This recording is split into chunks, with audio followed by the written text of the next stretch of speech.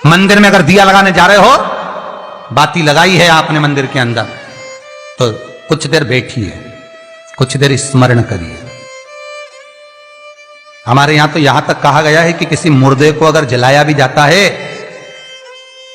तो कपाल क्रिया तक रुकना पड़ता है कि थोड़ा रुकिए, कोई पीछे से आकर कुछ कर ना जाए। दीप जलाएं, थोड़ी देर रुकिए। और दीप का भी नियम है महाराज, दीप का भी नियम। दिए में जो फूल बत्ती लगती है, गोल बत्ती लगती है, गोल वाली, ये बत्ती हमेशा कोई विष्णु भगवान की पूजन कर रहे हो, शिव जी की पूजन कर रहे हो, कोई अन्य देवता का अगर आप स्मरण कर रहे हो तो गोल बत्ती लगाई जाती है। भगवान के मंदिर में पूजन कर रहे हो तो गोल बत्ती लगाएं।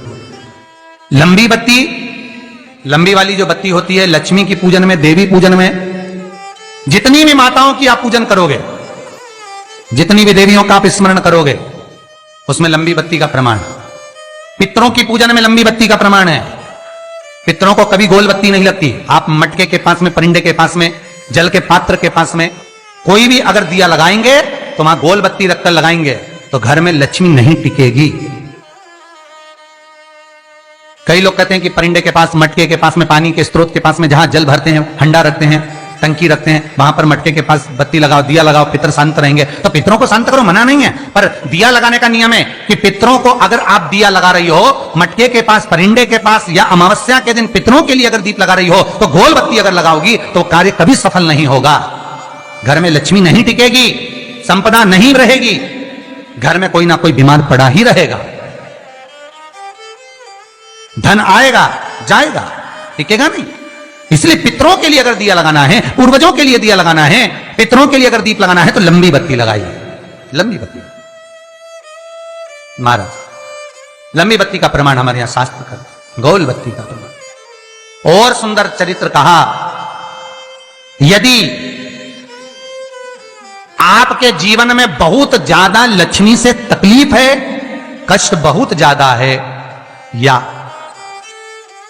संबंध खराब हो रहे हैं, बहू और बेटों के संबंध खराब हो रहे हैं, अदालत में बात चली गई कि लड़की और लड़के का तलाक होने वाला है, बहू अपने घर जाकर बैठ गई, आने को तैयार नहीं है, जमाई अपने घर रह गया, लड़की को लाने को तैयार नहीं है, सास बहू में आपस में तनमन चल रही है, प्रेम बिल्कुल नहीं है, या लक्ष्मी आती ही नहीं, बहुत कष्ट है, जमीन जायदाद पड़ी बिक नहीं रही, तो एक काम करना, इतना दुख अगर आपके जीवन में है तो कार्तिक के महीने तक रुको, और कार्तिक का महीना आए, त्रयोदशी तिथि आए, कोई सा भी हो, सोमवार, रविवार, मंगल, बुध, कोई सी भी त्रयोदशी, प्रदोष, कोई सी भी प्रदोष तिथि आए, उस दिन तुलसी की लकड़ी, पहले से तुलसी आपके घर में अगर सूखी हो, तुलसी सूख गई हो तो उसकी जो लकड़ी होती है, उस लकड़ी का 7 लकड़ी का बंडल बनाकर दीप बना लो। लकड़ी का दीप मतलब लकड़ी, पतली पतली डालियों को लेकर कच्चे सूत से उसको बांध दो और बांधकर घी में डुबक दो। कार्तिक के महीने में शुक्ल पक्ष की त्रयोदशी तिथि जब आए, प्रदोष का जब व्रत आए, उस दिन भगवान के मंदिर में, शिव मंदिर में नहीं, भगवान किसी भी देवता के मंदिर में, विष्णु के मंदिर में, नारायण के मंदिर में, कृष्ण मंदिर में, राम मंदिर में, किसी भी मंदिर में, मंदिर ना हो तो अपने घर के मंदिर में शाम के समय पर उस तुलसी की लकड़ी का दीप, दिया भरकर उसमें घी डालकर जो दीप प्रकट कर देता है, जला देता है, दीप को प्रज्वलित कर देता है, उसके घर में कभी संपदा की कमी नहीं होती। महाराज विष्णु पुराण में स्पष्ट लिखा है। इसलिए शायद कहा जाता है कि भगवान को सर्वश्रेष्ठ कौन सा चंदन अच्छा लगता है। आपको पहले भी कथा में कहा, आगरा की कथा अगर किसी ने सुनी होगी तो उसमें वर्णन किया, भगवान को सर्वश्रेष्ठ चंदन कौन सा, भगवान को सर्वश्रेष्ठ चंदन कौन सा प्रिय है, वो कौन सा चंदन है जो भगवान विष्णु को लगाएं, राम को लगाएं, कृष्ण को लगाएं, वो कौन सा चंदन है जो श्री हरि को लगाया जाए। तो जीते जी भगवान विष्णु एक बार गले लगाते हैं, उसको कहते हैं हरि चंदन। कौन सा चंदन है? हरि चंदन। हरि चंदन बाजार में नहीं मिलेगा, हरि चंदन आपको बनाना पड़ेगा। कैसे बनाना है? तुलसी जब सूख जाए उसकी जड़ को निकाल लिया जाए, वो जड़ को पानी में धो लिया जाए, धोने के बाद उसको सिलवट्टे पर, पत्थर पर घिसा जाए और घिसकर उसमें थोड़ा सा कुंकू, रोली डालकर तैयार कर कर जो भगवान विष्णु के मस्तक पर, कृष्ण राम के मस्तक पर लगा देते हैं और उसकी एक बिंदी अपने हृदय पे लगा लेते हैं। जीते जी भगवान एक बार उसको गले लगाते ही हैं। हरि चंदन, प्रियता। जैसे शिव महापुराण में रुद्र चंदन का भाव है,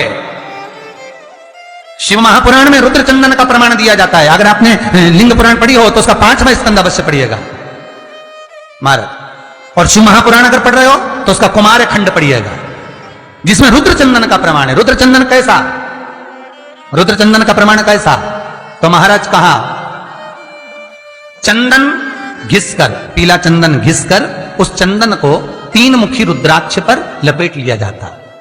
3 मुखी रुद्राक्ष पर उस चंदन को लपेटा जाता। लपेटोगे उसके बाद उसको ऐसा गोल करोगे तो एकदम चिकना हो जाएगा, एकदम चिकना, ठीक है, एकदम चिकना हो जाएगा। और उस चंदन को आप शिवरात्रि के दिन, और कोई से भी महीने की शिवरात्रि, किसी भी महीने की हो, सब फलदायी होती है। अगर आप पंचांग में देखेंगे तो शिवरात्रि लिखी हुई आती है, हर महीने शिवरात्रि पड़ती है।